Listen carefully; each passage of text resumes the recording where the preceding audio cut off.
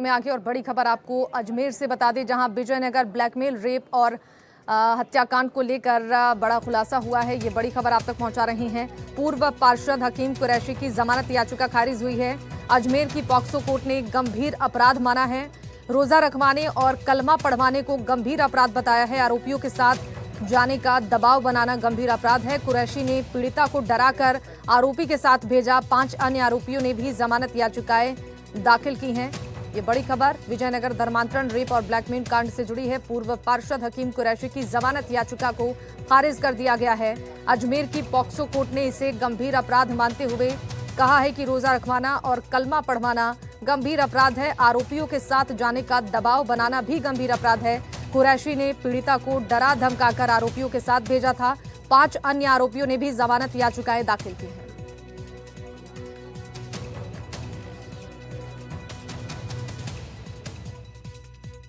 विजयनगर के अंदर नाबालिग पीड़िताओं को एक सुनियोजित ढंग से संगठित तरह का अपराध करते हुए टारगेट किया गया था। उसके अंदर उन बालिकाओं को मोबाइल देकर उनसे बात करी जाती थी, लगातार उन पर दबाव बनाया जाता था कि अपनी सहेलियों से दोस्ती कराओ, और साथ ही उनको धर्म परिवर्तन कराने के लिए, उनको बुर्का पहनने के लिए, कलमा पढ़ने के लिए, रोजा रखने के लिए मजबूर किया जाता था।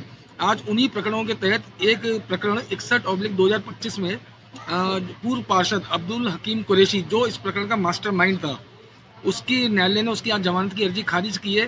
तथा उन्होंने ये बताया कि जो अब्दुल हकीम कुरैशी था, वह नाबालिग पीड़िता पर दबाव बनाता था कि 18 साल की होने के बाद उसका निकाह सुहेल हुसैन के साथ करा दिया जाएगा। और साथ ही ये कहते थे कि सुहेल हुसैन जो कहे वो मान लिया करो। और साथ ही अब्दुल हकीम कुरैशी था, वह जो दूसरे अभियुक्त थे, उनको एक तरह से इस षड्यंत्र में तथा इन कृत्यों के लिए उत्प्रेरित करता था। और साथ ही सुहेल हुसैन को उसने ये कृत्य करने के लिए उत्प्रेरित किया, जिसको माननीय न्यायालय ने गंभीर प्रकृति का अपराध मानते हुए उसकी जमानत याचिका आज खारिज की है।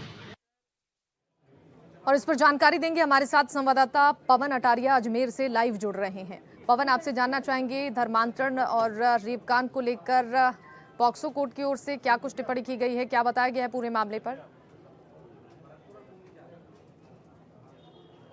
जी बिल्कुल, देखिए पोस्को कोर्ट के द्वारा ये टिप्पणी की गई है कि ये जो पूर्व पार्षद हाकिम चीता है, विजयनगर जी। का रहने वाला है, और इसके द्वारा जो वहां पर नाबालिग समुदाय विशेष के लड़के थे, उन्होंने दूसरे समाज की लड़कियों को टारगेट करते हुए उनके साथ फ्रेंडशिप की, उनको छोटे छोटे मोबाइल दिए और उनको धर्मांतरण, निकाह और जबरन निकाह कराकर एक यानी कि शहर छोड़कर भगाने की बात कही जा रही थी, जिस पर कोर्ट ने टिप्पणी की है कि ऐसे में जो पूर्व पार्षद हाकिम चीता है, उसको जमानत देना अभी यहाँ पर और इसका कोई जमानत का कोई आधार नहीं है, इसलिए इसकी जमानत अर्जी है जो खारिज यहाँ पर की जाती है। ऐसे में करीब 3 नाबालिग आरोपी हैं और 2 बालिग आरोपी हैं, जिसमें से एक पूर्व पार्षद हाकिम चीता है। सरकारी अधिवक्ता प्रशांत यादव की द्वारा यहाँ पर पैरवी की जा रही है पीड़ित छात्राओं के द्वारा, और इनका आज जो हाकिम चीता है उसकी दूसरी बार जमानत अर्जी लगी थी पोस्को कोर्ट में, मगर पोस्को कोर्ट के जो मजिस्ट्रेट है उन्होंने इसको गंभीर अपराध मानते हुए जमानत अर्जी खारिज कर दी।